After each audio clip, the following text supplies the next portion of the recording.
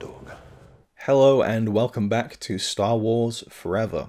It's been a while, hasn't it? But that's kind of been the concept for Star Wars Forever for me. It's a series that doesn't need to be consistent, and whenever I need to make a video about Star Wars, I can make a video about Star Wars, and here we are talking about Star Wars. So, it's been nice to take a break from talking about Star Wars, I have to say, and I've been watching The Mandalorian Season 2, particularly the last few episodes I've really enjoyed.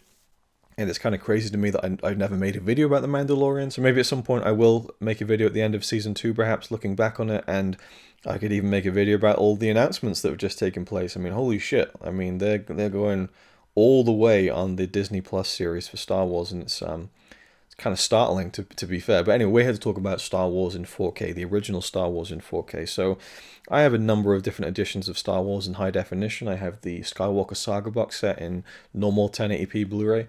I have the Complete Saga box set, and I have many different editions of the sequel trilogy. I don't have any singles of the prequel trilogy. And of course I have Solo and Rogue One. I'm just looking on the Star Wars section of my shelf over there by the desk. And 4K has come around, and I've recently got into 4K and stuff, and Star Wars seemed like a natural fit. I already had a 4K of The Last Jedi, which was kind of just a nice addition that came with it. I now have Solo in 4K as well. And there was this whole thing that came out with the steelbooks for the Star Wars movies, the 4K steelbooks from Zavvi. That could make its whole own video that I was just so annoyed by that I never made a video. I could do probably a separate video on that, but what a way to ruin a great set. You know, they released, or I'm just going to get into it, aren't I? So they were releasing these very cool, like, original poster front artworks for all the steelbooks of all the Star Wars movies in 4K, and pricey, 30 quid, but and I certainly wouldn't want to buy all of them, because I mean the 4K box set is a lot cheaper than buying all the steelbooks, but I didn't want to get the 4K box set either, so it was tricky, because for me the prequels, specifically 2 and 3, are not going to really benefit from 4K because they weren't finished or mastered in 4K, they were done at 1080p, and so you're just not going to get extra detail from there. People say HDR, and that's a whole other thing, but I was interested in the original trilogy. Not so much with the sequels. I was glad that I had The Last Jedi, but they look pretty damn good on Blu-ray, But the originals, where you could really get into the original film elements, that was something I thought, ooh, that could really look cool. So I was thinking, what do I do? The steelbooks were announced. I pre-ordered and got the first one, which is the New Hope Steelbook. And I got to say, it is a phenomenal steelbook, which I unfortunately got a spine slash on. So it's like a nice, lovely cut through the middle there. But otherwise looks stunning. This is a beautiful steelbook, and just the artwork alone, I couldn't really pass it up. Gorgeous, absolutely gorgeous. And it has significant, like, emotional value to me, because this is the front cover of the VHS that I grew up with, my first copy. Or it wasn't even mine, it was my stepdad's, and he eventually left it to me. Not that he died, he left the marriage and left the videos. But yeah, so this just reminds me of being a kid. This artwork, I absolutely love it. Just gorgeous, nice back artwork and inside and everything. So this has the 4K, the Blu-ray, the bonus disc. It's wonderful. I'm going to frame it eventually, because I have this plan that has kind of eventually come to fruition. But yeah, so Star Wars New Hope. I haven't watched any of these yet, and I actually haven't watched the original trilogy for about 3 years. And even then, I kind of skimmed a little bit through one of them.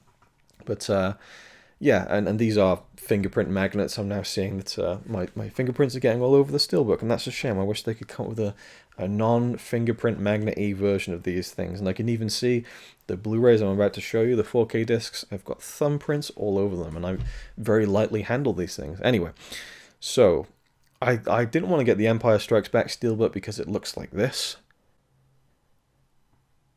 I just mean, what the fuck? Like, I mean, I get this original poster, but every other film, and they eventually released Return of the Jedi, all the prequels, all the sequels, all with full, character posters with all the main characters on them, except for Empire, just the floating Vader head. And it's just, you have one of the best posters ever for Empire, and they didn't use it. And it's just so fucking strange. So I just thought, I can't like spend money on that. I'm not going to spend 90 quid on the original trilogy when one of the artwork pieces doesn't match the other two. It's a shame, because the Return of the Jedi one looked great, but it is what it is. So I waited for the regular releases, and I went into HMV to pick up Empire and Jedi to complete the original trilogy, and they didn't have any. They had like Phantom. I think we talked about this in the previous video, but they had Phantom Menace with a slipcover, and then like I think Return of the Jedi with that slipcover, and that was it. And I was like, well, fuck, you know, what do I get? So I waited, and there was a Black Friday deal. I got 3 4K discs for £36, so £12 each, and one of the 3 was Home Alone in 4K. I'll do a separate video about that at some point, I've no doubt, over December. And then I got Empire Strikes Back and Return of the Jedi. So here we go. We've got Empire here, with lots of thumbprints all over it. It's a shame because like the middle part is nice and matte, and then the border is like glossy and, you know, really easily smudged, which is like kind of, you know, I don't love these artworks anyway. They feel overly modernized to me, so I'm not too fussed on them, and I'm not going to use them anyway, and I'll get to that. But I do like the matte finish of that poster there. It's really cool.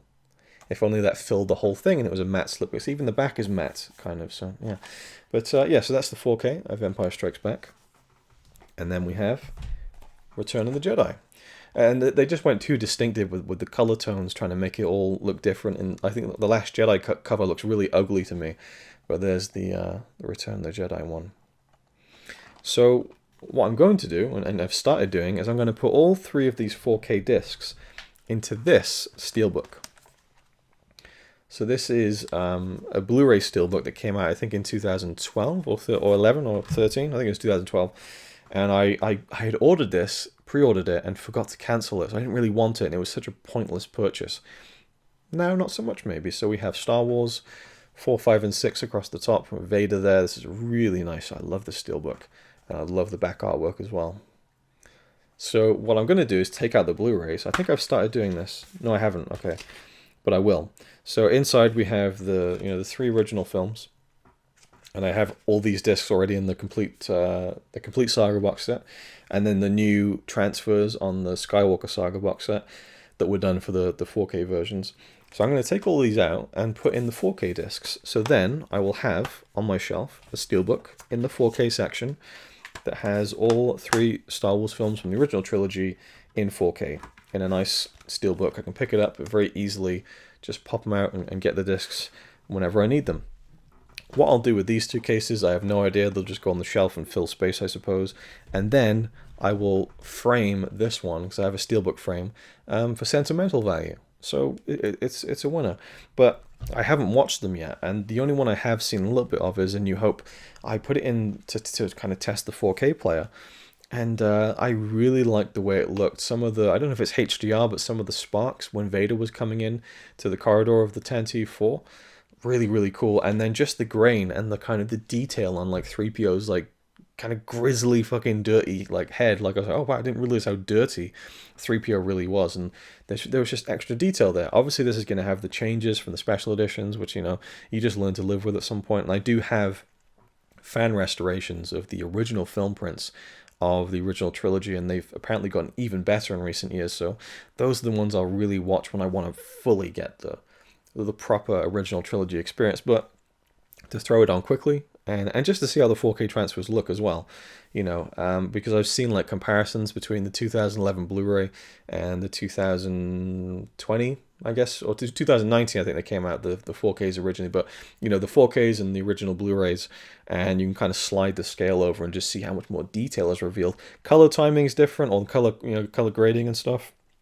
So I don't know much about it. I haven't read any outrage or anything, but certainly seems like a whole lot more detail is visible, and that's going to be really cool to see. And so when I watch the original trilogy next, I'll give the 4K discs a spin and see what they're all about, and, you know, see how much I enjoy them in 4K.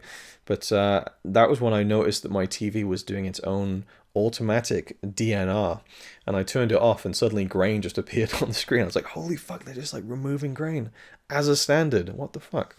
But yeah, so I now have the full original Star Wars trilogy in 4K, and I look forward to eventually, we're going to go for a thumbnail kind of shot here, eventually checking them out. And I'm not sure when that'll be, but at some point soon I will definitely get to the original trilogy in 4K. If you've seen them in 4K, let me know what you thought of them and how they measure up visually and all that kind of stuff. Audio doesn't really mean much to me. I don't have a sound system, so, you know, it just is what it is.